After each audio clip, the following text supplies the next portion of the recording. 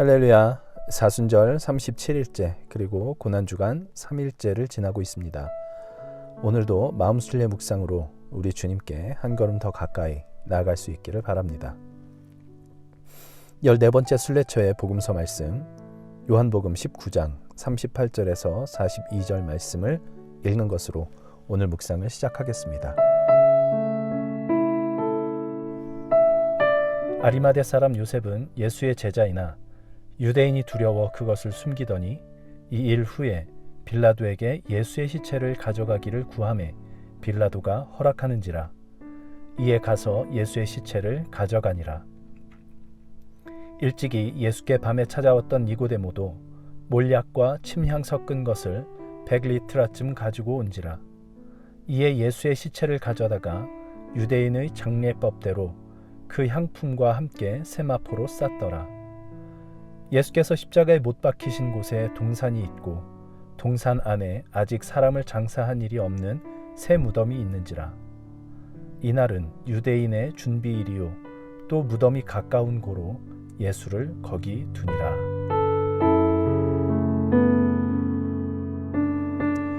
오늘 묵상이 우리에게 던지는 질문은 어떤 죄를 장사 지내고 싶은가입니다. 세상을 망가뜨리고 나와 다른 사람들의 삶을 망가뜨리는 것은 언제나 죄가 문제입니다. 여러분은 어떤 죄가 여러분의 삶과 세상을 망가뜨리고 있다고 생각하십니까? 어떤 죄를 장사 지내고 싶으신가요? 한번 생각해 보시기 바랍니다.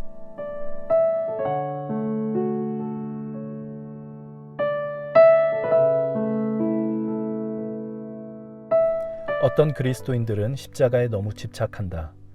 그들은 우리 죄를 대신하신 예수님의 희생적인 죽음, 다양한 대속이론, 하나님의 진노의 정확한 궤적에 초점을 맞춘다.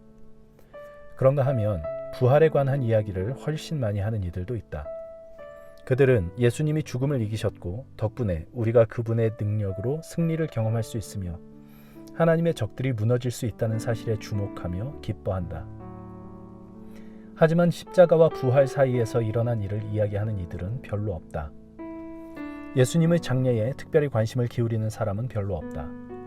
하지만 복음서 기자들에게는 그 일이 자세히 기록할 만큼 중요한 일이었다. 사도 바울은 복음을 전할 때 그 일을 특별히 언급했으며 교회가 초기부터 암송해온 신경들에서도 그 일을 언급했다. 지금 우리도 예배 중에 정기적으로 그리스도의 장사를 기념한다. 물론 그것을 인식하고 있는 사람들은 별로 없지만 말이다. 세례를 베푸는 것이 곧 예수님의 장사를 기념하는 것이다. 그 옛날 물에 몸을 담그는 것은 죽음과 장사를 상징하는 의식이었다. 기독교의 세례식은 신자가 새로운 생명으로 다시 살아나기 전에 그리스도와 함께 장사된다는 의미다. 바울이 분명히 지적했듯이 우리는 죽음과 장사를 피함으로써 영생을 얻는 것이 아니다.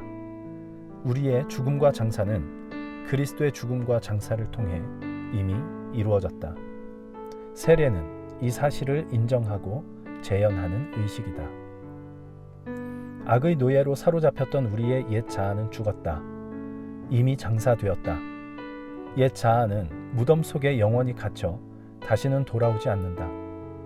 그래서 이제 우리는 하나님과 함께 자유롭게 새로운 삶을 살 수 있다. 그러니 무덤을 잊지 말자. 무덤 없이는 복음도 없다.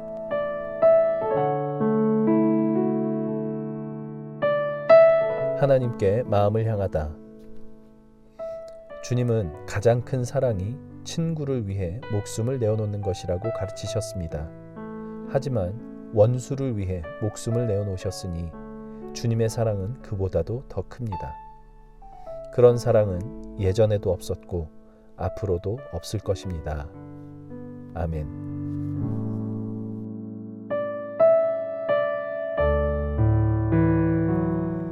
하나님 뜻을 마음에 채우다. 내가 그리스도와 함께 십자가에 못 박혔나니 그런즉 이제는 내가 사는 것이 아니요 오직 내 안에 그리스도께서 사시는 것이라. 이제 내가 육체 가운데 사는 것은 나를 사랑하사 나를 위하여 자기 자신을 버리신 하나님의 아들을 믿는 믿음 안에서 사는 것이라. 갈라디아서 2장 20절 말씀. 그런즉 우리가 무슨 말을 하리요? 은혜를 더하게 하려고 죄에 거하겠느냐? 그럴 수 없느니라. 죄에 대하여 죽은 우리가 어찌 그 가운데 더 살리요? 무릇 그리스도 예수와 합하여 세례를 받은 우리는 그의 죽으심과 합하여 세례를 받은 줄을 알지 못하느냐?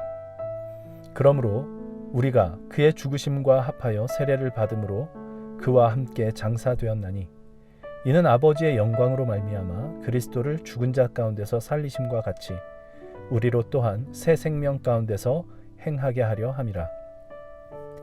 만일 우리가 그의 죽으심과 같은 모양으로 연합한 자가 되었으면 또한 그의 부활과 같은 모양으로 연합한 자도 되리라.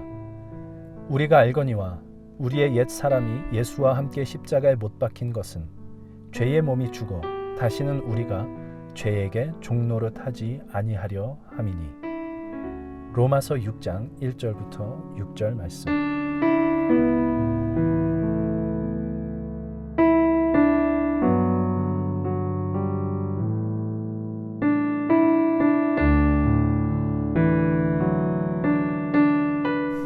여기까지 오늘의 마음순례 묵상이었습니다. 오늘의 묵상은 십자가와 부활 사이에 관하여 생각하게 합니다. 예수께서 무덤에 묻히신 사흘입니다. 예수님을 믿는 사람들, 주의 이름으로 세례를 받은 사람들은 주님과 함께 옛 자아가 묻힌 사람들이라고 합니다. 묵상글 중에 옛 자아는 무덤 속에 영원히 갇혀 다시는 돌아오지 않는다. 그래서 이제 우리는 하나님과 함께 자유롭게 새로운 삶을 살 수 있다 라는 말이 큰 소망으로 다가옵니다. 예수께서 우리의 죄짐과 함께 장사되셨기에 우리의 죄를 장사 지낼 수 있습니다.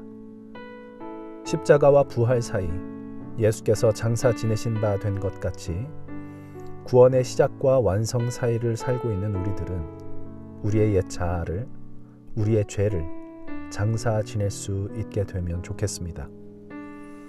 주님의 십자가와 부활 사이에는 무덤이 있습니다. 죽음입니다. 그러나 그 죽음은 새로운 생명을 준비하는 죽음이었습니다. 우리도 주님의 십자가와 부활 사이를 살고 있습니다. 죽어야 하는 시간입니다.